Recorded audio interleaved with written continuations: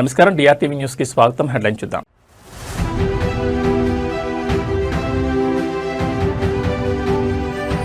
ప్రాణాలకు తెగించి ఘటనా స్థలాలకు వెళ్లాం. శాంతి భద్రతల పరిరక్షణే ఏకైక లక్ష్యమన్న ఏపీ సీఎం.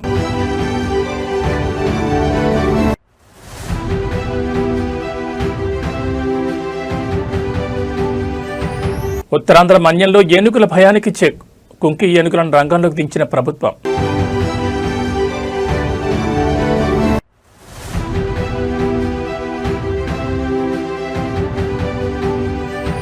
బర్త్డే వేడుకల కంటే విద్యార్థుల భవిష్యత్తే ముఖ్యం. నెట్టింట కేటీఆర్పై ప్రశంసల వర్షం.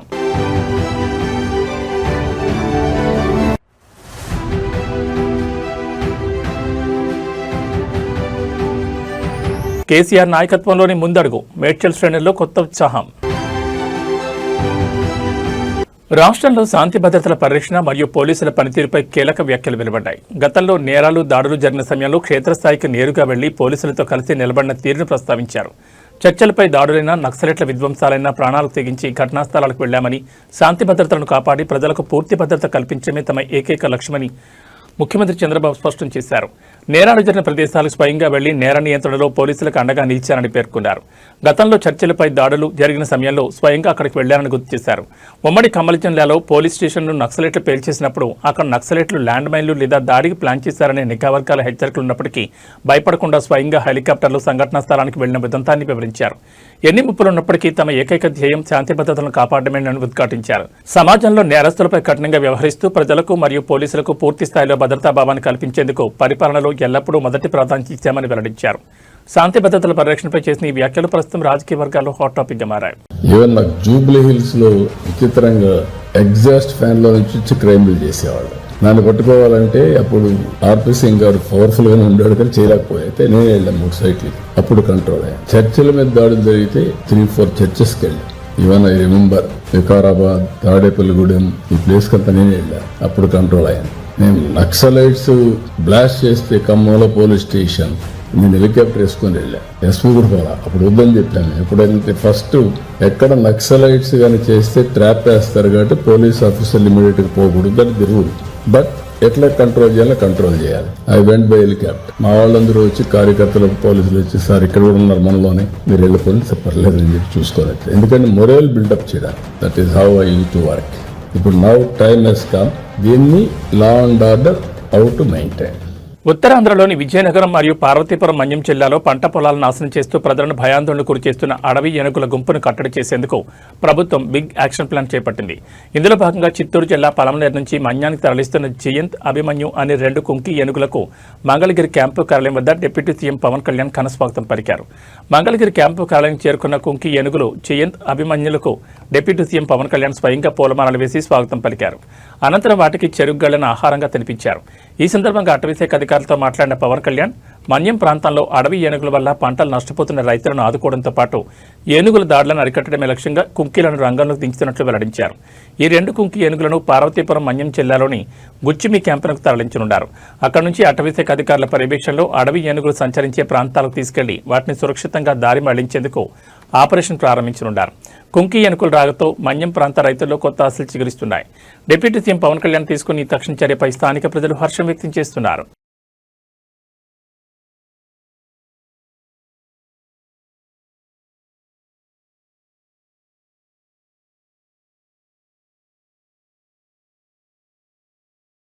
బీఆర్ఎస్ వర్కింగ్ ప్రెసిడెంట్ కేటీఆర్ తన 50వ జన్మదిన వేడుకలను పూర్తిగా రద్దు చేసుకున్నారు. నీట్ పరీక్షల అక్రమాలు మరియు లీకేజీలపై పోరాడుతున్న విద్యార్థులకు, యువతకు మద్దతుగా నిలిచేందుకు ఆయన ఈ నిర్ణయం తీసుకున్నారు. హైదరాబాద్ ఇందిరా పార్క్ వేదికగా బీఆర్ఎస్ ఆధ్వర్యంలో నిర్వహిస్తున్న మహాధర్నాకు కేటీఆర్ స్వయంగా బయలుదేరి వెళ్లడం రాష్ట్ర రాజకీయాల్లో ఆసక్తిగా మారింది. నీట్ పేపర్ లీకేజీపై ఢిల్లీ యంతర్ మంతర్ వద్ద శాంతియుతంగా ఆందోళన చేస్తున్న విద్యార్థులపై జరిగిన పోలీస్ లాఠీచార్జ్ మరియు ఉక్కుపాదం మోపడాన్ని కేటీఆర్ తీవ్రంగా ఖండించారు. కేంద్రం బలప్రయోగం ద్వారా యువత గొంతు నొక్కలేదని స్పష్టం చేశారు.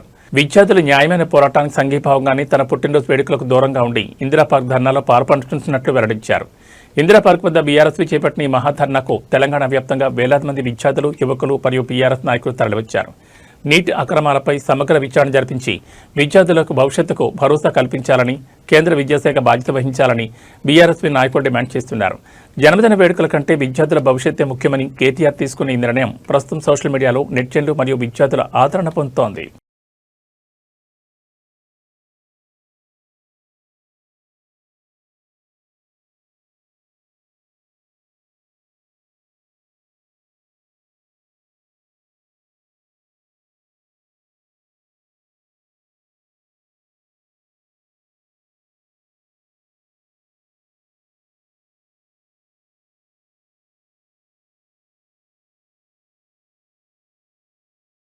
తన పార్టీ మార్పు ప్రచారంపై బీఆర్ఎస్ సీనియర్ నేత మేడ్చల్ ఎమ్మెల్యే మల్లారెడ్డి తీవ్ర భావోద్వేగానికి గురయ్యారు. ఓ బీఆర్ఎస్ కార్యకర్త తన సొంత రక్తంతో రాసిన లేఖ తనను ఎంతగానో బాధించిందని ఆయన ఆవేదన వ్యక్తం చేశారు. హైదరాబాద్ బోయినపల్లిలో నిర్వహించిన కేటీఆర్ జన్మదిన వేడుకల్లో పాల్గొన్న ఆయన తాను ఎలాంటి పరిస్థితుల్లోనూ బీఆర్ఎస్ను వీడేది లేదని, చివరి వరకు పార్టీలోనే కొనసాగుతానని తేల్చి చెప్పారు. గత కొన్ని రోజులుగా మల్లారెడ్డి పార్టీ మారుతున్నారంటూ వస్తున్న ప్రచారాలతో ఆందోళన చెందిన ఒక బీఆర్ఎస్ కార్యకర్త ఆయన పార్టీ మారొద్దంటూ తన రక్తంతో లేఖ రాశారు. ఈ విషయంపై స్పందించిన మల్లారెడ్డి ఆ లేఖ చూసి తాను ఎంతో బాధపడ్డానని తెలిపారు. సదరు అభిమాని కార్యకర్త ఎవరో ఆరా తీసి స్వయంగా వెళ్లి కలుస్తానని, అతని ప్రేమకు రుణపడి ఉంటానని వెల్లడించారు. బోయినపల్లిలో కేటీఆర్ బర్త్డే వేడుకల సందర్భంగా మల్లారెడ్డి మాట్లాడుతూ తాను బీఆర్ఎస్ విడుతున్నట్లు జరుగుతున్న ప్రచారాలన్నీ అబద్దాలని కొట్టిపారేశారు. కేసీఆర్ నాయకత్వంలో కేటీఆర్ అండతో పార్టీలోనే ఉంటానని, కార్యకర్తలు ఎవరూ ఆధారపడాల్సిన అవసరం లేదని ధైర్యం చెప్పారు. మల్లారెడ్డి ఇచ్చిన క్లారిటీతో మేడ్చల్ నియోజకవర్గ బీఆర్ఎస్ శ్రేణుల్లో ఉత్సాహం నెలకొంది. రాసినందుకు చాలా బాధ అనిపించింది నాకు. ఎవరు అడ్రస్ కూడా రాయలేదు. తప్పకుండా నేను కలుస్తా. నేను ఆయన బాధ అంతా నేను పార్టీలోకి వెళ్ళి మారుతున్నాను బాధ. అది రాసిండు. నాకు కూడా బాధ అనిపించింది. చాలా ఇబ్బందికరం ఉంది. అడ్రస్ తెస్తే తప్పకుండా ఆయన ఇంటికి పోతుంటే తప్పకుండా నేను ఎట్లయినా అడ్రస్ తెచ్చుకొని పోతా. నాకు కూడా బాధ. నేను ఎక్కడ పార్టీలోకి పోతాను. ఏ పార్టీలో మారుతాను. దేశవ్యాప్తంగా తీవ్ర సంచలనం సృష్టించిన నీట్ ప్రశ్నపత్రం లీకేజ్ వ్యవహారంపై భారత ప్రధాని నరేంద్ర మోడీ స్పందించారు. పేపర్ లీకేజ్ కావడం అనేది సాధారణ విషయం కాదని, ఇది లక్షలాది మంది విద్యార్థులకు, వారి తల్లిదండ్రులకు తీవ్ర మనోవేదన కలిగించే అంశమని పేర్కొన్నారు. విద్యార్థులు ఒక విద్యా సంవత్సరం వృధా కాకూడదనే ఉద్దేశంతోనే తమ పూర్తి శక్తిని ఉపయోగించి 22 లక్షల మందికి పరీక్షలు నిర్వహించామని స్పష్టం చేశారు. ఈ లీకేజ్ ఘటనకు సంబంధించి కేంద్ర ప్రభుత్వం ఇప్పటికే అనేక కఠిన చర్యలు తీసుకుందని ప్రధాని మోడీ వెల్లడించారు. అక్రమాలకు పాల్పడిన ప్రధాన సూత్రధారులను, దోషులను ఇప్పటికే పట్టుకుని జైల్లో పెట్టామని తెలిపారు. భవిష్యత్తులో ఇలాంటి ఘటనలు పునరావృతం కాకుండా ఉండేందుకు వేగవంతమైన విచారణ కోసం ఫాస్ట్ ట్రాక్ కోర్టుల ఏర్పాటుకు ఆదేశాలు ఇచ్చినట్లు చెప్పారు. పేపర్ లీకేజీలను అరికట్టేందుకు అత్యంత కఠినమైన శిక్షా విధానాలు సిద్ధం చేయాలని ఉన్నతాధికారులను ఆదేశించినట్లు ప్రధాని తెలిపారు. దీనిపై కేంద్ర కేబినెట్లో పూర్తి స్థాయిలో చర్చించి నిపుణుల సూచనల మేరకు పార్లమెంట్ సమావేశాల్లో వీలైనంత త్వరగా కొత్త బిల్లును ప్రవేశపెట్టి చట్టం చేస్తామని హామీ ఇచ్చారు. ప్రధాని మోడీ ప్రకటనతో నీట్ విద్యార్థులకు పారదర్శక పరీక్షల నిర్వహణకు కేంద్రం తీసుకుంటున్న చర్యలపై స్పష్టత వచ్చింది. फ्रेंड्स, मैं जानता हूं कि पेपर लीक ये कोई मामूली विषय नहीं है. लाखों विद्यार्थी और उनके अभिभावकों के लिए बहुत ही पीड़ादायक है और इसलिए पेपर लीक घटना से अब तक पिछले 2.5 महीनों में अनेक विध कदम उठाए गए. गुनहगारों को पकड़ा गया है, वे जेल में पड़े हैं. हमारा सबसे महत्वपूर्ण जिम्मा था कि विद्यार्थियों का 1 वर्ष बर्बाद न हो. तत्काल परीक्षाएं लेना बहुत जरूरी था. सरकार ने अभी पूरी शक्ति का उपयोग करके कम से कम समय में 22 लाख जितने विद्यार्थियों के एग्जाम हो जाए इसका प्रबंध किया. और अभी 5-6 दिन पहले 19 तारीख को रिजल्ट भी आ गया और देश भर में उत्तीर्ण हो गए विद्यार्थियों की खुशियों की खबरें भी आ रही हैं. लेकिन हम वहां पर संतोष मानने वाले लोगों में से नहीं है और इसलिए मैंने आज फास्ट ट्रैक कोर्ट के लिए विभागों को निर्देश दिए थे। आज विभागों ने लगातार मेहनत करके देर रात मुझे मुसद्दा भी दे दिया। फास्ट ट्रैक कोर्ट और कठोर सजा के प्रावधान के साथ का ये मुसद्दा कल कैबिनेट में चर्चा होगी।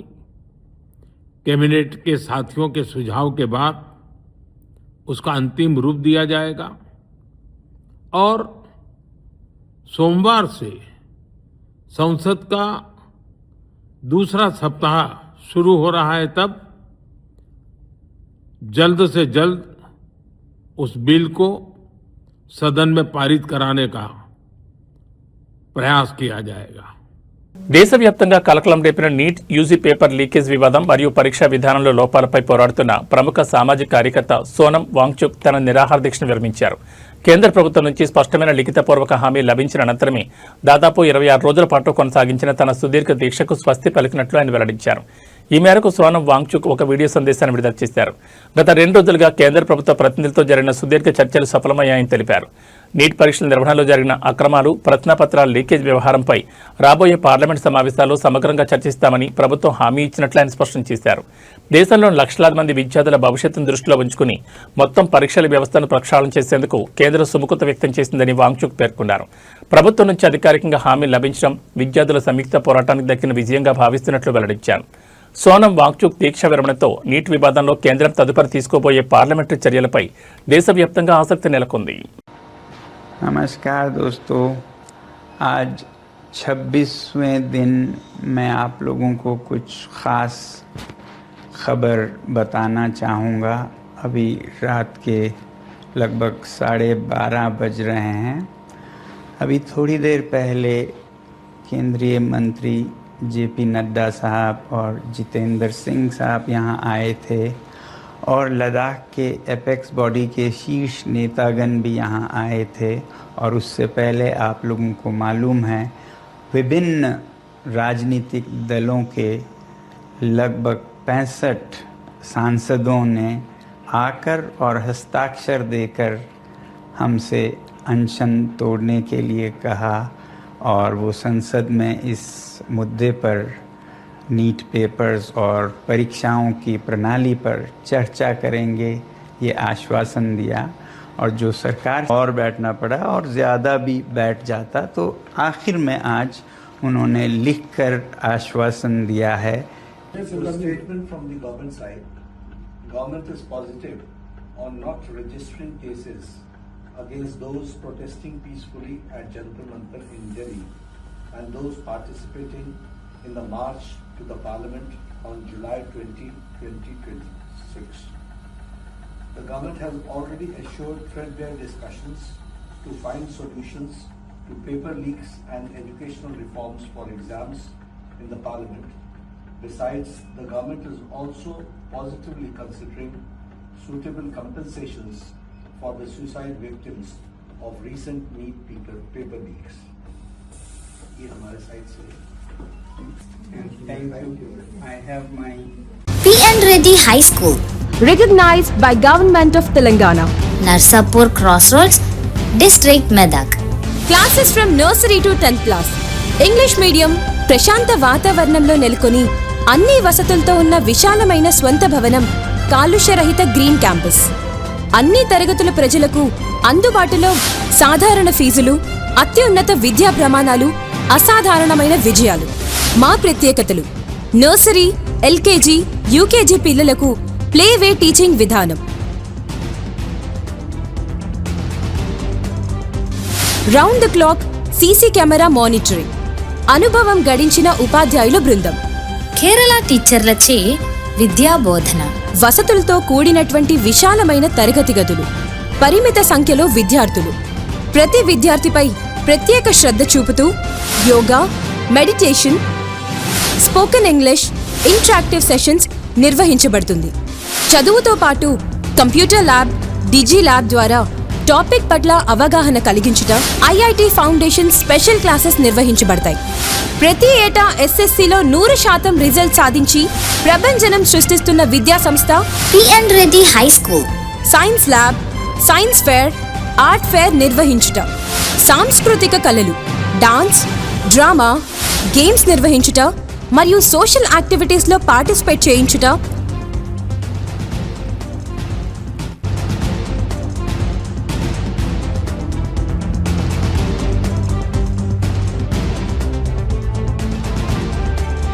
మరియు ఆరోగ్యరీత్యా మినరల్ వాటర్ ప్లాంట్ సదుపాయం, నైపుణ్యం కలిగిన డ్రైవర్స్లచే దూర ప్రాంతం విద్యార్థులకు ట్రాన్స్పోర్ట్ సదుపాయం, అన్ని వసతులు కలిగిన విద్యా సంస్థను దర్శిద్దాం.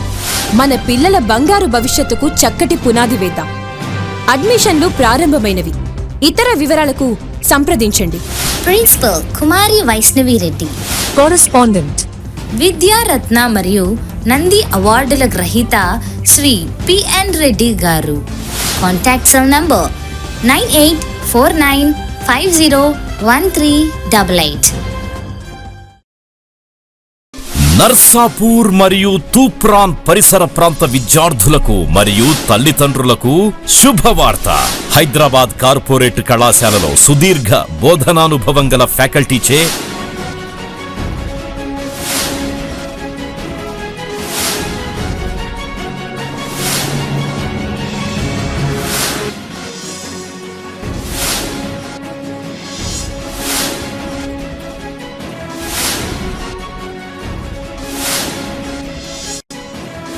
బోధనలు అందిస్తూ నూతన టెక్నాలజీతో డిజిటల్ టీచింగ్ ని ప్రవేశపెడుతూ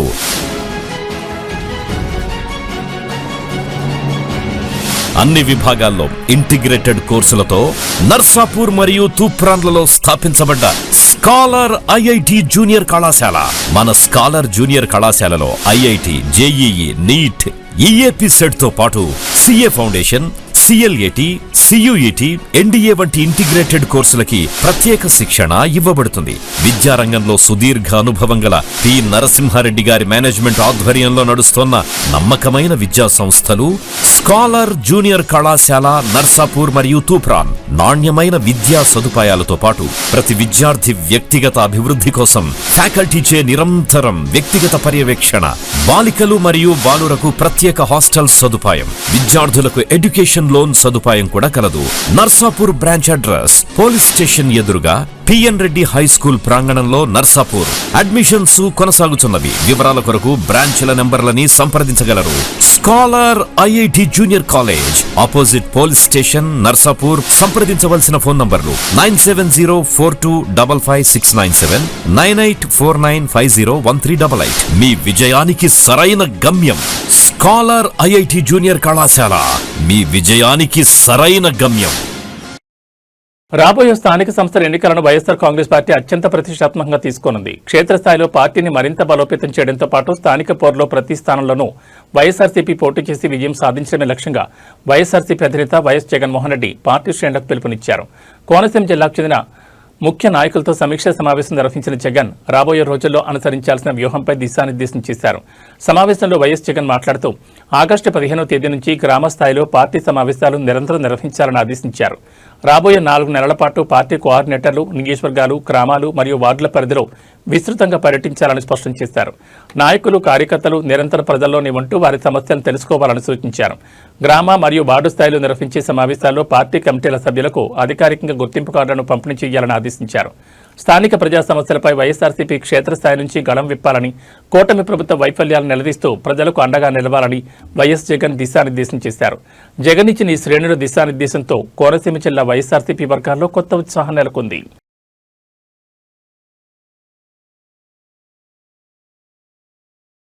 హైదరాబాద్ నగరంలో ఇటీవల తీవ్ర కలకలం రేపిన చాదర్ఘాట్ ఆటో డ్రైవింగ్ ఘటనలో జువైనల్ జస్టిస్ బోర్డు కీలక తీర్పు వెల్లడించింది. ఆటో నడుపుతూ ఒక యువతిని ఒళ్ళో కూర్చోబెట్టుకుని ప్రమాదకర రీతిలో వాహనం నడిపిన మైనర్ బాలుడికి 4 రోజుల పాటు కమ్యూనిటీ సర్వీస్ శిక్ష విధిస్తూ ఆదేశాలు జారీ చేసింది.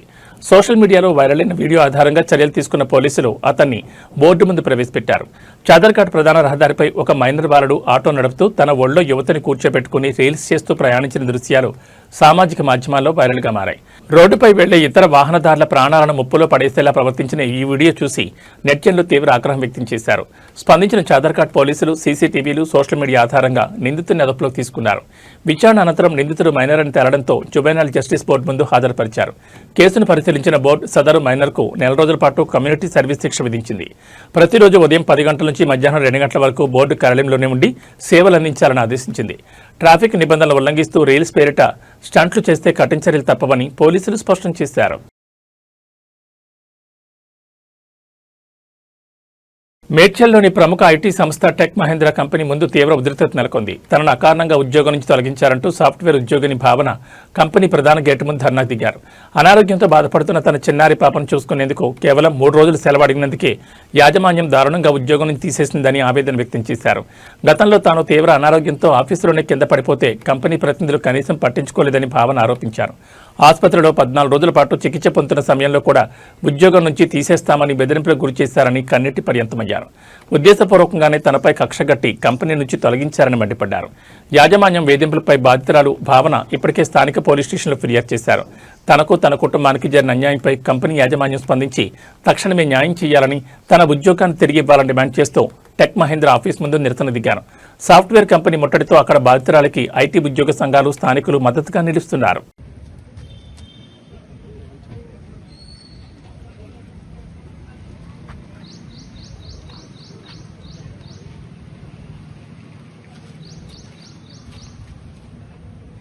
Four and a half months back Tech Mahindralo join అయ్యాను. అందరిలాగే hundreds of people coming there. అందులోంచి ఇంటర్వ్యూ క్రాక్ చేసి నేను జాబ్లో జాయిన్ అయ్యాను. జాయిన్ అయిన తర్వాత జూన్ మంత్లో నాకు హెల్త్ నిజంగా బాగుండలేదు. ఫ్లోర్ మీదనే పడిపోయాను. వాళ్ళు ఇక్కడ నుంచి యూనివర్సిటీ లోపల ఉన్న చిన్న హాస్పిటల్ డామ్స్కి తీసుకెళ్లారు. అక్కడి నుంచి లేదు తన కండిషన్ బాగాలేదు, మీరు మల్లారెడ్డికి తీసుకెళ్ళండి అని చెప్పారు. అక్కడి నుంచి నేను మల్లారెడ్డి హాస్పిటల్కి డెఫినెట్గా వెళ్ళాను. వెళ్ళిన తర్వాత అక్కడ కూడా ఫెసిలిటీ సరిగ్గా లేవని మా హస్బెండ్ నన్ను ఇంటి దగ్గర ఉన్న జీనియా హాస్పిటల్కి షిఫ్ట్ చేశారు. సో అక్కడ వాళ్ళు చెప్పారు మీకు స్పాండిలైసిస్ అయి ఉండొచ్చు, బికాజ్ మీరు చాలా ఇయర్స్ నుంచి కార్పొరేట్స్లో వర్క్ చేస్తున్నారు కాబట్టి మీరు స్పాండిలైసిస్ ట్రీట్మెంట్ తీసుకోండి అని చెప్పారు. సో నేను స్పాండిలైసిస్ ట్రీట్మెంట్ తీసుకోవడానికి 15 days ఫిజియోథెరపీ ఉండింది. ఆల్రెడీ నేను ఆ డాక్యుమెంట్స్ వాళ్ళకి సబ్మిట్ చేశాను. ఆ పాయింట్ ఆఫ్ టైంలో డాక్యుమెంట్స్ సబ్మిట్ చేసిన తర్వాత ఆ 14 days ఆఫ్ టైంలో థ్రెటనింగ్ ఈమెయిల్స్, మిమ్మల్ని మేము జాబ్లోంచి తీసేస్తున్నాం, మీరు రిపోర్ట్ చేయట్లేదు, discontinuation of your work, we're very sorry to let you know that your no more an employee, అలా మెయిల్స్ పెట్టడం స్టార్ట్ చేశారు. చాలాసార్లు కాల్స్ చేశారు. చేసినప్పుడల్లా మీరు ఎప్పుడొస్తున్నారు అని అడిగారు. కానీ మీకు ఎలా ఉంది, మీ హెల్త్కి ఏమైంది అని ఎవ్వరూ అడగలేదు. నా మీద వచ్చినప్పుడు కూడా I was able to take it అండి. నేను పర్లేదని వదిలేశాను. బట్ 2 steps ఫార్వర్డ్ వెళ్ళిన తర్వాత మధ్యలో కొన్ని రోజులు వాళ్ళే క్యాబ్ స్కెడ్యూల్ చేయలేదు. I have a proof of it. So cab schedule చేయలేదు. ఫ్రైడే ఏం జరిగిందంటే మా పాపకి ఒంట్లో బాగాలేదని నేను కాల్ చేసి చెప్పాను. నేను క్యాబ్ ఏరియాలో అక్కడ దిగి ఇక్కడ నడుచుకుంటూ వచ్చేసరికి 3 calls వచ్చాయి. మా టీమ్ లీడర్ అన్నారు మీరు పైకి వచ్చేసేయండి, పైకి మీరు మాట్లాడండి, మీరు ఫస్ట్ లాగిన్ చేసేయండి అని చెప్పారు. లాగిన్ చేస్తే లేట్ అవుతుంది కదా సార్, నేను మళ్ళీ ఇంటికి వెళ్ళడానికి లేట్ అవుతుంది, నేను లాగిన్ చేయలేదు, నేను ఇంటికి వెళ్ళిపోతాను అని. ఆల్రెడీ డెసిషన్ కనుక మీరు తీసేసుకుంటే మీరు మమ్మల్ని ఎందుకు మేడం అడగడం అంటే, లేదు సార్ మీరు మా టీఎల్ మీకు చెప్పకుండా ఎలా ఉంటాను అని చాలా మర్యాదగానే నేను కాల్ డిస్కనెక్ట్ చేశాను. ఆ తర్వాత నెక్స్ట్ డే మార్నింగ్ కూడా నాకు కాల్ వచ్చింది. కాల్ వస్తే నేను డాక్యుమెంట్స్ పెట్టాను, నోటెడ్ అని పెట్టారు. పెట్టిన తర్వాత వాళ్ళు నాకు 22nd రోజు నేను నార్మల్గా లాగిన్ చేయడానికని వచ్చానండి. ఫ్రైడే రోజు నేను ఆఫీస్కి వెళ్ళలేదు. డాక్టర్కి కాల్ చేశాను, doctor Prashant Edwards, I proof of it. తను రేపు పొద్దున్న మార్నింగ్ 10 o'clockకి రమ్మన్నారు. సాటర్డే రోజు పాప నేను ప్రాపర్గా హాస్పిటల్కి తీసుకెళ్ళిన తర్వాత వాళ్ళు టెస్ట్స్ చేశారు. రిపోర్ట్స్ అన్నీ సండే కదండి మండే వచ్చి తీసుకోండి అన్నారు. మండే మొత్తం ట్రీట్మెంట్ చేసిన తర్వాత కూడా, నేను డాక్యుమెంట్స్ పంపించిన తర్వాత కూడా they wrote me an email that నేను డాక్యుమెంటేషన్ పంపించలేదు, వాళ్ళకి ఎలాంటి కమ్యూనికేషన్ ఇవ్వలేదు కాబట్టి నన్ను సర్వీసెస్ నుంచి తీసేస్తున్నా అని మెయిల్ పెట్టారు. after multiple attempts, we have not any medical report, nor have reported back to office. Hence, we will have to unfortunately proceed with the separation under abandonment form అని ఒక mail పెట్టారు. నా దగ్గర proofs ఉన్నాయి that నేను I have sent it to them అని చెప్పి. ఒకటి నాకు మెయిల్ 21st రోజు మెయిల్ వచ్చింది, థ్రెటనింగ్ మెయిలే అది కూడా. It is not never requesting.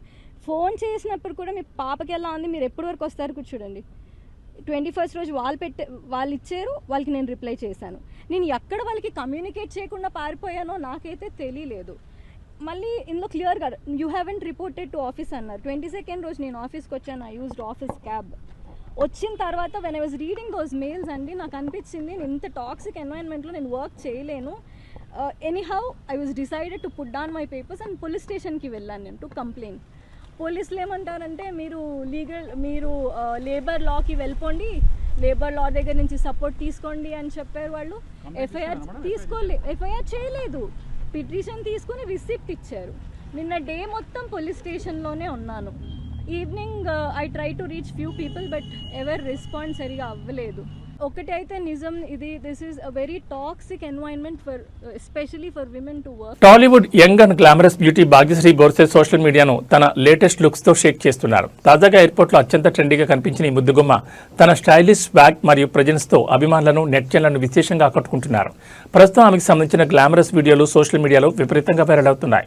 Black colour outfit లో ఎయిర్పోర్ట్ కు చేరుకున్న భాగ్యశ్రీ బోర్సే తనదైన క్యూట్ ఎక్స్ప్రెషన్స్ మరియు స్మైల్ తో అందరి దృష్టిని ఆకర్షించారు. కెమెరా కంటే చిక్కిన ఈ భామ స్టైలిష్ లుక్స్ కు నెటిజన్లు ఫిదా అవుతున్నారు. సోషల్ మీడియాలో ఈ వీడియోలు క్షణాల్లో వైరల్ అవడమే కాకుండా అభిమానుల నుంచి లైక్లు, కామెంట్లతో ట్రెండింగ్ లో నిలుస్తున్నాయి. ఇటీవల లెనిన్ చిత్రంతో మంచి సక్సెస్ అందుకున్న భాగ్యశ్రీకి ప్రస్తుతం టాలీవుడ్ లో ఆఫర్లు క్యూ కడుతున్నట్లు ఫిల్మ్ నగర్ టాక్. తన నటనతోనే కాకుండా గ్లామర్, ఫ్యాషన్ సెన్సేషన్ తోనూ మెప్పిస్తున్న ఈ బ్యూటీ రాబోయే రోజుల్లో పెద్ద ప్రాజెక్టులతో ప్రేక్షకుల ముందుకు రాబోతున్నట్లు సమాచారం. భాగ్యశ్రీ బోర్సే ట్రెండీ లుక్స్ ప్రస్తుతం డిజిటల్ ప్లాట్ఫామ్లపై జోరుగా ప్రచారం పొందుతున్నాయి.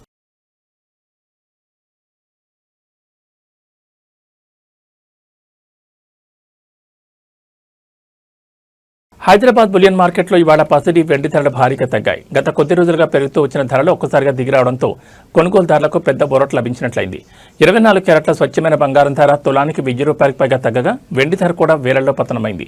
మార్కెట్ వివరాల్లోకి వెళ్తే హైదరాబాద్లో 24 క్యారెట్ల 10 గ్రాముల బంగారం ధర ఇవాళ 1850 రూపాయలు తగ్గి 1,44,330 వద్ద కొనసాగుతోంది. అలాగే ఆభరణాల తయారీకి ఉపయోగించే 22 క్యారెట్ల 10 గ్రాముల పసిడి ధర 1,700 మేర పతనమై 1,32,300 వద్ద పలుకుతోంది. అంతర్జాతీయ మార్కెట్లో చోటు చేసుకున్న పరిణామాల కారణంగానే దేశీయంగా కూడా బంగారం ధరలు దిగివచ్చినట్లు వ్యాపార వర్గాలు వెల్లడిస్తున్నాయి. మరోవైపు వెండి ధర కూడా భారీగా దిగివచ్చింది. కేజీ వెండి ధర ఏకంగా 5,000 తగ్గి ప్రస్తుతం 2,40,000 నమోదైంది.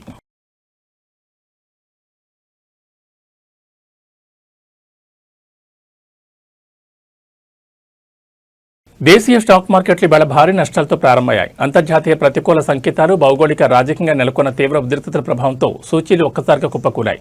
ప్రారంభంలోనే నిఫ్టీ ఏకంగా 191 పాయింట్లు కోల్పోయి 23,678 వద్ద కొనసాగుతుండగా సెన్సెక్స్ 673 పాయింట్ల పతనమై 75,717 వద్ద తీవ్ర ఆందోళనకరంగా ట్రేడ్ అవుతోంది.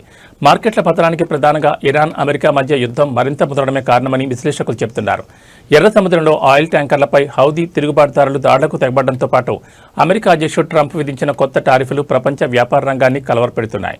దీనికి తోడు అంతర్జాతీయంగా క్రూడాయిల్ ధరలు ఒక్కసారిగా భగ్గుమనడంతో పసిడి, ఆయిల్ ఆధారిత రంగాలు తీవ్ర ప్రతికూలత ఎదుర్కొంటున్నాయి. మరోవైపు విదేశీ పెట్టుబడులు తరలిపోతుండటంతో డాలర్తో పోలిస్తే భారత రూపాయి విలువ ఎన్నడూ లేని విధంగా 96.63కి పడిపోయి ఆందోళన కలిగిస్తోంది. విదేశీ సంస్థాగత ఇన్వెస్టర్లు భారీగా లాభాల స్వీకరణకు దిగడం, రూపాయి బలహీనపడడంతో ఒక్కరోజు ఇన్వెస్టర్ల సంపద లక్షల కోట్ల రూపాయల్లో ఆవిరైపోయింది. ప్రస్తుతం నిఫ్టీ, సెన్సెక్స్ నష్టాల్లోనే ట్రేడ్ అవుతుండటంతో ఇన్వెస్టర్లు ఆచితూచి అడుగులు వేయాలని నిపుణులు సూచిస్తున్నారు.